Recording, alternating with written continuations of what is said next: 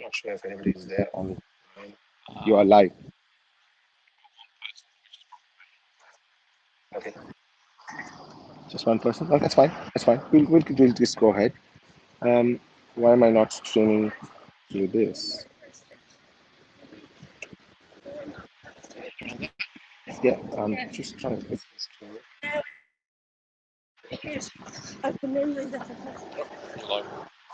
Okay, that's this one. Hi. Okay, I want to get the solo layout.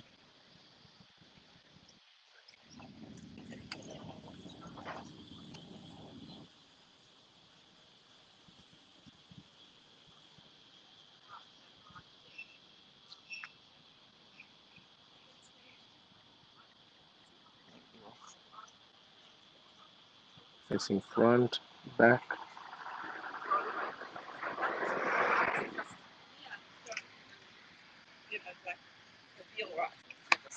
I probably have to use this camera then.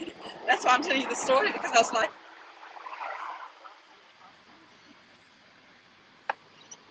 Because this doesn't want to connect for some reason. I'll end this here. I'll end broadcast. Easy, I bet. Just say remove from stream, and then I'll just use my camera as well. Yeah.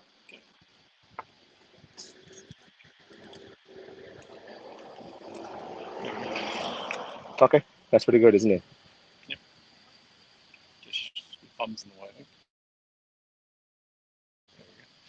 That's the front camera I'm using, so I'll just use that. Okay, dokie. I'll probably use that and then switch cameras when.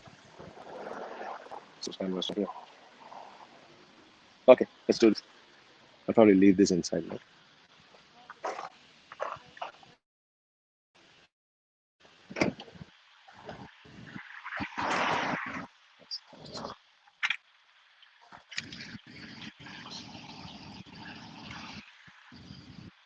All right, guys, we're good to go. Ladies and gentlemen, boys and girls, it's National Trust and the Gong. Just behind me is the Audi e-tron. There you go. Look at that. This is going to be a live broadcast of what the Audi e-tron is and how it looks like. We'll go through the exterior first, and then we'll go to interior, and then we'll check out how we can charge, and we'll see how it compares to a Model X. Because I'm a Model X owner, I'm going to try and keep it as unbiased as possible. But my experience of owning and driving a Tesla will always come in to this YouTube live broadcast of the Audi e-tron. Let's see how this goes. Okay, let's start with the exterior. I'm going to switch the camera, and we're going to start from the front. There you go.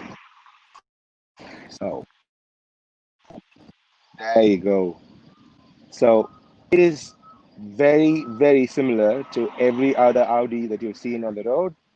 I'm not sure why this front grille is still present, but that's what Audi is gone for. This is the sport model. We're going to just go do a walk around. And right off the bat, you see two changes from any other Audi that you've seen out there. The first one is this. This is the charge port. You can press on that, and that opens the charge port there. There you go. So this is the Type 2 charger, and this has got a small little cable, and that's where the CCS2 goes. And this is the first charge port that you see here. It's pretty cool. You press that, and it closes. Yeah, there you go. That's nice. And the second important change is no side view mirrors. There's a camera there.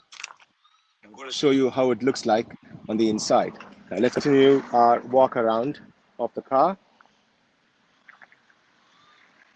This is the sport model. You can see that it's sort of had a tapering back going down like so.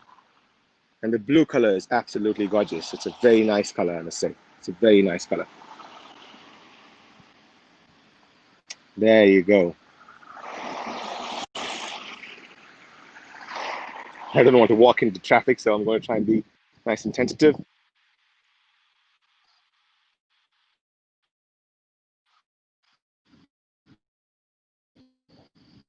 I wonder if the audio is okay. Yeah. A little choppy. Hey, okay. Guys, if you have any questions, just put them in the chat and I'll try and answer them. So that is the first walk around. And when you come to this side, you'll see the other side view mirror there. That's right there. And there's one more charge port on this side. There you go. But this one does not have the CCS2, just the Type 2. No CCS2 there, just the Type 2. So there are two chargers on either side, both on the passenger side and on the driver's side of things. There you go. It's a reasonably good-looking car, I must say.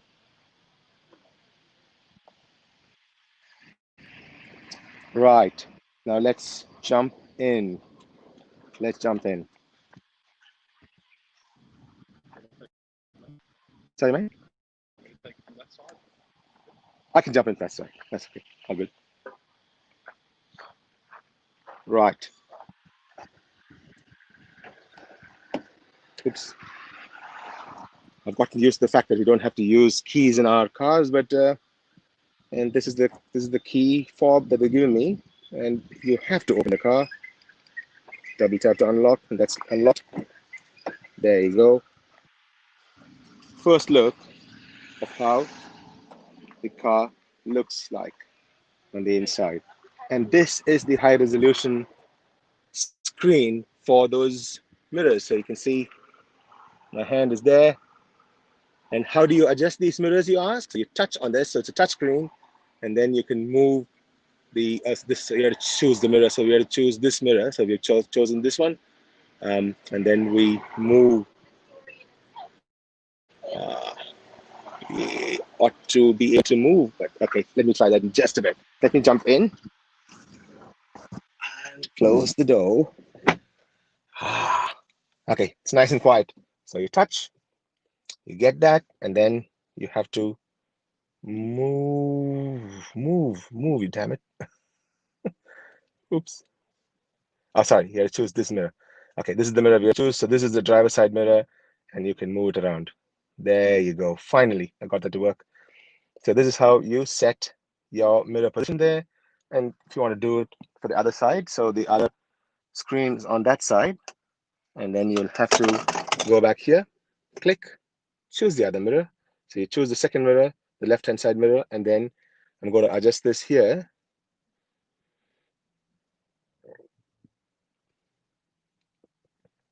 It is a bit finicky. Yeah, so you move that around there, and you can see it's moving there, and I position it the way I see fit. So there is a wee bit of lag. There's a wee bit of lag between what the camera sees and what is displayed. It is microseconds, to be honest, but it is slightly palpable, I must say. So that is something which you need to look out for. There you go. Okay. Now, with regards to how to start the car, you do have this start button, which is reminiscent of the ICE cars. But there you go. I'll probably take this cover off my iPad. There you go. So you have to press on the brake button, and then you press this for the car to start.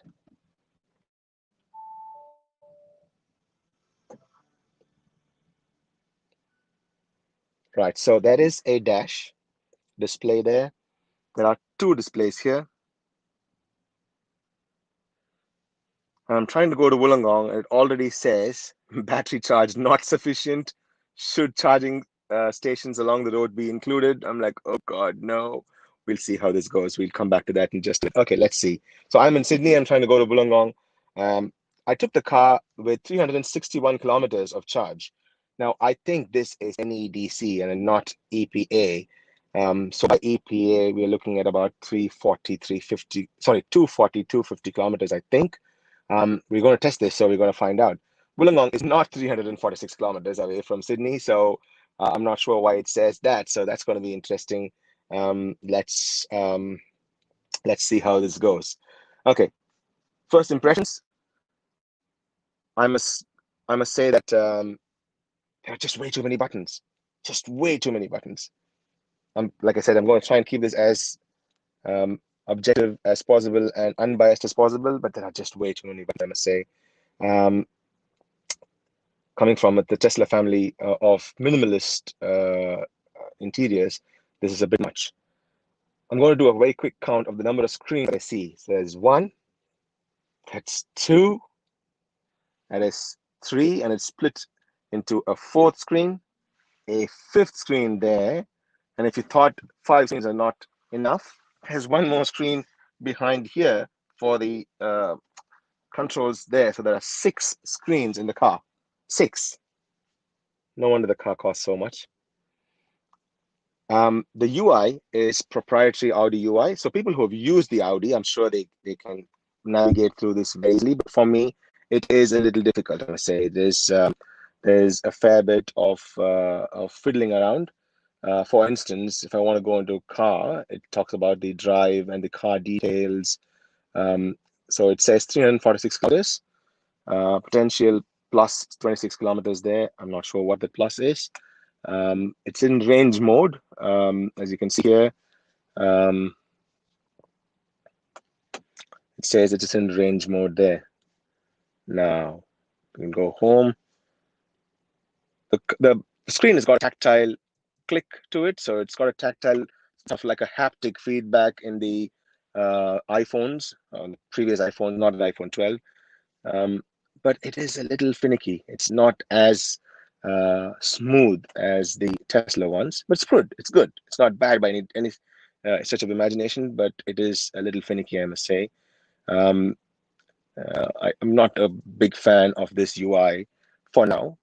You can click on phone apps and you can connect the phone. Bluetooth settings come there, and then you can click on navigation. Now, the navigation is also a little different. Although it does use Google for its maps, the layout is proprietary. It's a little different.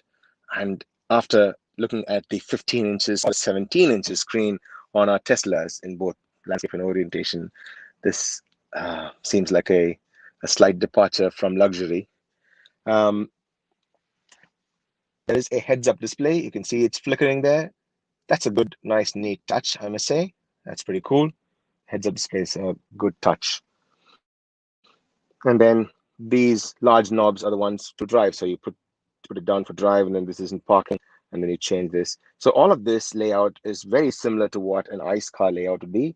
And it shows that this is not a ground-up electric car. They had an ICE car, and they wanted to sort of modify that. Or the other end of the spectrum could also be true. So they have kept these so that people who are upgrading from another Audi, an ICE Audi, will not see anything out of place. They'll see, oh, then they'll be in familiar territory, so to speak. So probably that's why they have it like so. So that's that. The fit and finish of the car is fantastic, that you'd expect from any Audi. It's very, very good, high quality materials. They don't sound cheap and plasticky. Well done. The stitch is all nice and beautifully done. Fit and finish is really good, I must say. It's really good. As I drove this, I did a short drive to come to this park before we did the live. So I must say, fit and finish is very, very good. This is the sport version, so it's got the sports insignia there, and that's pretty good. Now, with regards to the space, it feels smaller than the Model X for sure. So it's not as spacious as the Model X. It does feel a little cramped, which is to be expected. But the weight of the car is almost the same as the Model X. Now, this version that I have is called the Sport 55. They have a little bit of different way they name these cars. The 55 is the 90 kilowatt hour battery. And it gives me, it says 346, but I'm pretty sure that is NEDC and not EPA. So I would say 250 kilometers. Okay, Peter has asked, how's driving position and space? Okay, the space is not as good as the Model X, I must say. It feels a little cramped, not too much, a little cramped. The seat is actually very good. It is a hard seat, but it's comfortable. It's got all of those adjustments that you can do, the lumbar support, the whole works. So all that is there. So you can change the position, all that. The feet do feel a little cramped coming from the Model X end of things. Coming from there, it is more spacious in the Model X for sure. It's a different car. Now, with regards to the driving experience, if you're an Audi owner, you probably know all of this by heart, and you probably don't need anyone to tell you what this is. This is probably the volume up and volume down, just to give you voice commands and all of that. But it is a bit much for me, and that's how the driving position looks like. If you guys have any more questions, feel free to jump in and ask. I'll try and answer them live. Now, with regards to the rear passenger seat, we'll go and check that out in just a bit. There is a sunroof. So this sports version comes with a sunroof, and I'm going to try and get this to work. There we go. So that's the sunroof. Pretty sweet. And then you can push that down. That closes the sunroof too. Very nice. So I guess you can close this part and leave that in. Keep the visor up and enjoy the weather. Today, it looks like it'll be a 31 degrees centigrade day. So I'm looking to get out of this place as soon as possible and go to the warm confines of Gong very soon. So that's that. Let's just jump out for a few seconds and then get to the back. Okay. Obviously, these are the traditional doors. There's no falcon wing doors. And that's the other display I told you about. So there's one more display there for the rear seat passengers. So this is a 3-2 configuration, 2 in front, 3 at the back. So unlike the Model X, it's not a flat floor. On the Model X, it's a flat floor. We have a bit of a dip, and there's a little bit of a bump there as well. I'm not sure why that bump exists. See, maybe it's reminiscent of an ICE car as well, where you see an axle. The space for the passenger in the middle is really cramped. I really can't see anybody more than a child sitting there, and it's really cramped. You can see. I'll show you a top shot there.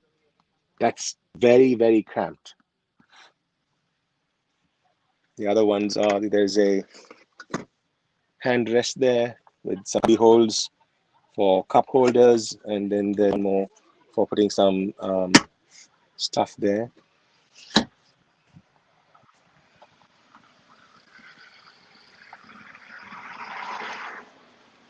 Now, let's flip this camera, and there you go. So this is me sitting here. I'm not a small person by any stretch of imagination, so I'm not a small person.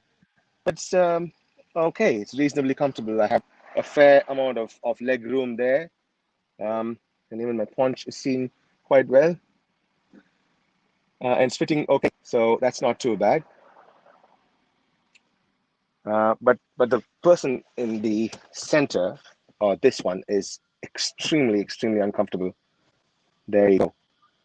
I can barely fit my car, so I have to keep my my feet on either side, like so. And this is going to be an uncomfortable ride. I must say there's a bit of a bump here too for the handrest. That really makes it very uncomfortable. And the person sitting here, I pity them. There must be a small child. Nobody else can fit in this middle row. Unlike the Model X, the Model X has got a expansile middle row of seats.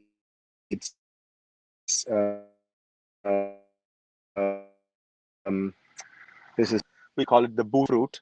So let's look at the fruit. Let me switch camera to the rear camera. Yeah. That's right. Close this.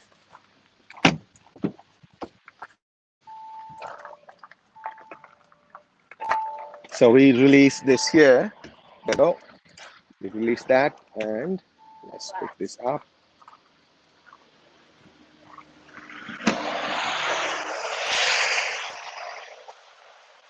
It doesn't open straight away like the Model X, so it is reminiscent of the ICE cars. You have to find the lever there. I got this one. Yeah, thanks. Ooh, nice. So, unlike the Model X, we do not have an expansile front trunk. The exposed converters and the cables are there, and this is the front trunk that is there in the Audi e-tron. And how do I open this? Yeah, there you go. It's quite shallow. It's not deep. And they have given you some cables. So this is the mobile cable that it comes with. It has a 10 amp plug, and it also has a, I believe that's the 35 amp plug. I believe that's 35 amp plug, if I'm not mistaken. Okay, and switch that around. It is a normal type 2 charger that they have here. Very limited space, hey, I would say. It's quite small, and you have to shut that manually like so. That's good. Now let's look at the boot and see what the boot space looks like.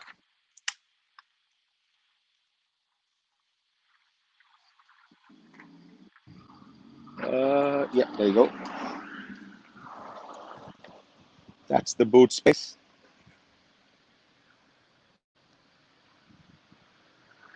It's a reasonable sized boot. I guess this is a divider for just plugging in here, I suppose. Sorry. Thank you. So that one ought to go here.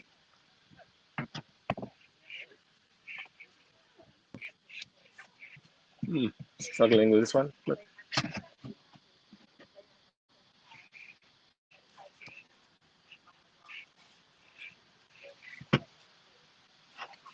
maybe the other way around, I suppose. Okay, never mind.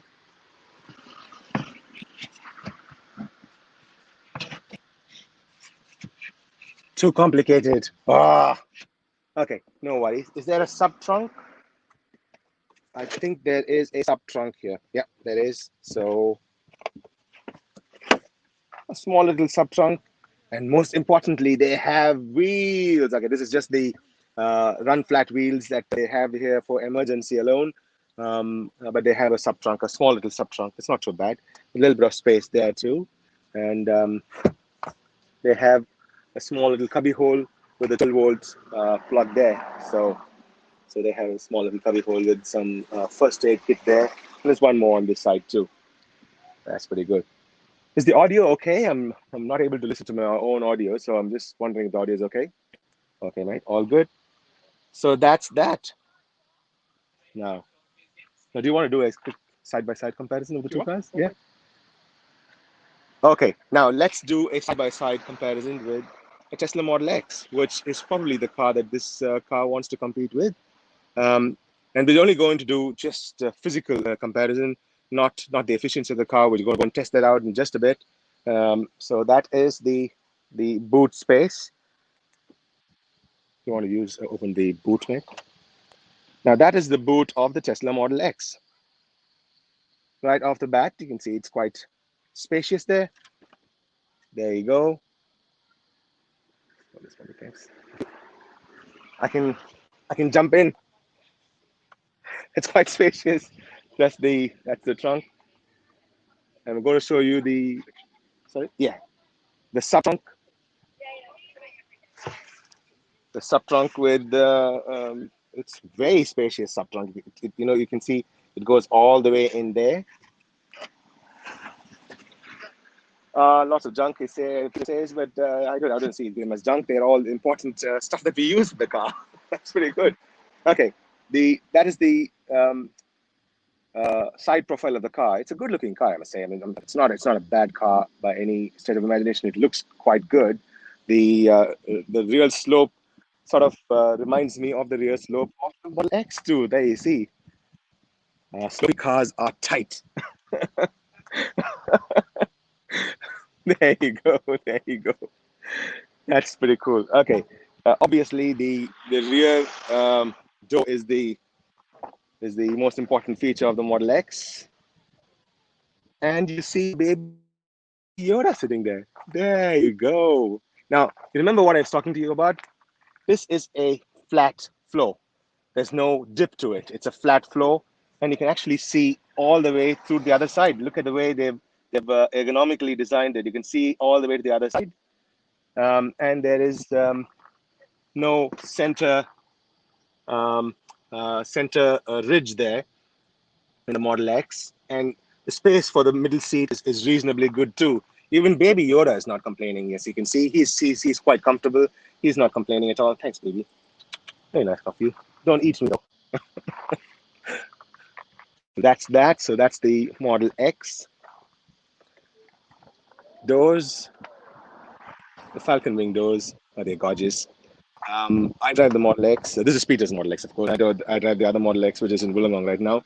And these doors are always conversation starters. And that's the front. We do have traditional side view mirrors. It's all good. These doors are automatically presenting doors, so they open for us. That's a nice little added feature. You see that the front is very spacious as compared to the Audi e-tron. And of course, you know that this is a massive single 17 inches screen, and we have one dash screen in the Model X and the Model S, as opposed to the Model 3 does not have this. So even the passenger side of things, it's nice and spacious. It's pretty cool. Kev says, hello, Nash. Hi, mate. Hi there. Thanks for tuning in. If you have any questions, please do ask, and I'll be happy to answer them. Now, you saw the front trunk of the Audi e-tron. We'll see the front trunk of the Model X. Now, this front trunk is slightly modified. This does not come OEM. You see, it's auto-presenting or automatically opening front trunk. It's a gorgeously spacious front trunk. I'll show you. I have a deep little bag sitting there with all my gear. It's a reasonably big front trunk. There's so many times I've gotten my entire month's worth of grocery in that front trunk. And this is a mod. Go ahead and close it, mate. We'll show the audience the closing mechanism as well. That's a modification. I want to do this in my car. I did buy that package, but I've chickened out. I've not installed it, but Peter has been very kind. He said, oh, I'll help you install it. So very soon you'll see an installation video of how to install this in your Model X and Model S. So that's that. So this is the side-by-side comparison. So this is the front profile of the Model X. There you go. And I'm going to quickly run over and show you the front profile of the Audi e-tron. There you go. Now, both are gorgeous looking cars. There's no doubt about that. The way the car looks and the way it's appropriated, all that is beautiful. There's no doubt about that. There you go. Right, now we're going to try and hit the road, escape Sydney's traffic. This is the first side-by-side. Oh, sorry, all good. Side-by-side comparison of the Model X and the Audi e-tron. This is Nash from Tesla and the Gong, signing off. Peace.